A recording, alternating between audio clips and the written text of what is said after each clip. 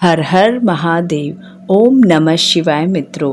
तो आज मैं सुनाऊंगी श्री त्र्यंबकेश्वर ज्योतिर्लिंग की पौराणिक कथा। यह ज्योतिर्लिंग महाराष्ट्र प्रांत में नासिक से 30 किलोमीटर दूर पश्चिम में स्थित है। इस ज्योतिर्लिंग की स्थापना की कथा शिव महापुराण में वर्णित है। उसे सुनते हैं। एक बार महर्षि गौतम के तपोवन में रहने वाली ब्राह्मण की पत्नियां किसी बात पर उनकी पत्नी अहिल्या से नाराज हो गई। उन्होंने अपने पति को ऋषि गौतम का अपमान करने के लिए प्रेरित किया। उन ब्राह्मणों ने इसके लिए भगवान गणेश जी की आराधना की। उनकी आराधना से प्रसन्न हो गणेश जी ने प्रकट होकर उनसे वर मांगने को कहा।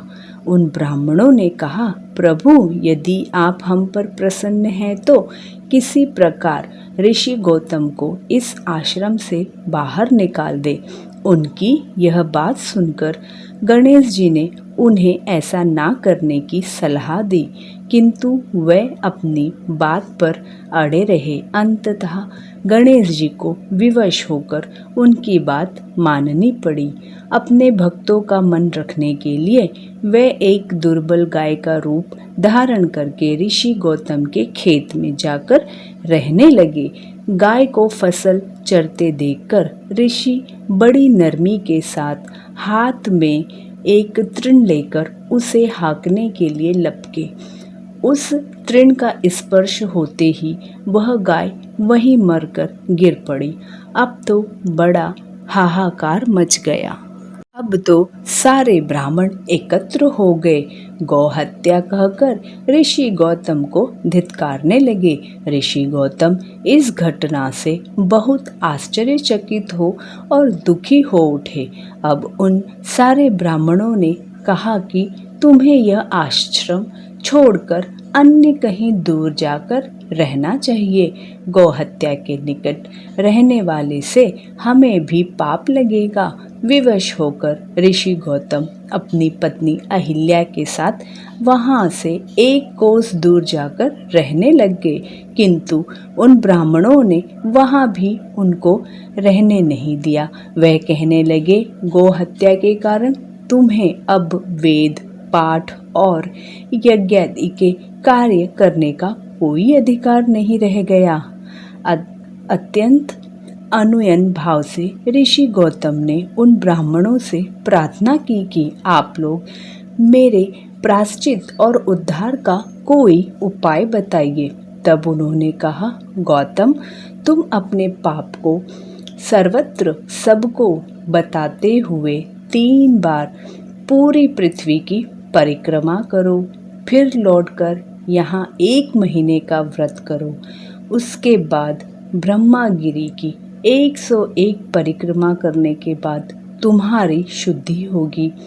अथवा यहाँ गंगा जी को लाकर उनके जल से स्नान करके 1 करोड़ पार्थिव शिवलिंग से शिव जी की आराधना करो।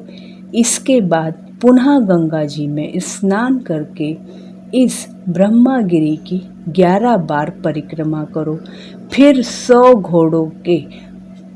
घोड़ों के पवित्र जल से पार्थिव शिवलिंग को स्नान कराने से तुम्हारा उद्धार होगा।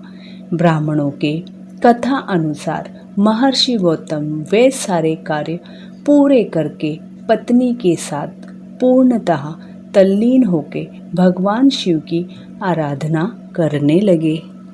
इससे प्रसन्न हो भगवान शिव वहाँ प्रकट होकर उनसे वर मांगने को कहते हैं। महर्षि गौतम ने उनसे कहा, भगवान, मैं यही चाहता हूँ कि आप मुझे गौ हत्या के पाप से मुक्त कर दे।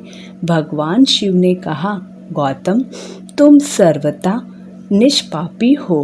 गौ हत्या का अपराध तुम पर छल पूर्वक लगाया गया था। छल पूर्वक ऐसा करने वाले तुम्हारे आश्रम के ब्राह्मणों को मैं दंड देना चाहता हूँ। इस पर महर्षि गौतम ने कहा कि प्रभु, उनके बताए हुए नियमों को करने से मुझे आपके दर्शन प्राप्त हुए हैं। अब उन्हें मेरा परम हित समझकर उन पर आप क्रोध ना करें। बहुत से ऋषियों, मुनियों, देवगणों ने वहाँ एकत्र होकर भगवान शिव को प्रणाम किया और गौतम की बात का अनुमोदन करते हुए भगवान शिव से सदा वहाँ निवास करने की प्रार्थना की। वे उनकी बात भगवान शिव उनकी बात मानकर वहाँ त्र्यंब ज्योतिर्लिंग के नाम से स्थापित हो गए। गौतम जी द्वारा लाई गई गंगा जी भी वहाँ पास में गोदावरी नाम से प्रवाहित होने लगी। यह ज्योतिर्लिंग समस्त पुण्यों को प्रदान करने वाला है। तो बोलिए हर हर महादेव की जय। जय भोलेनाथ की, माँ पार्वती की जय। ओम नमः शिवाय। त्र्यंबकेश्वर महादेव की जय।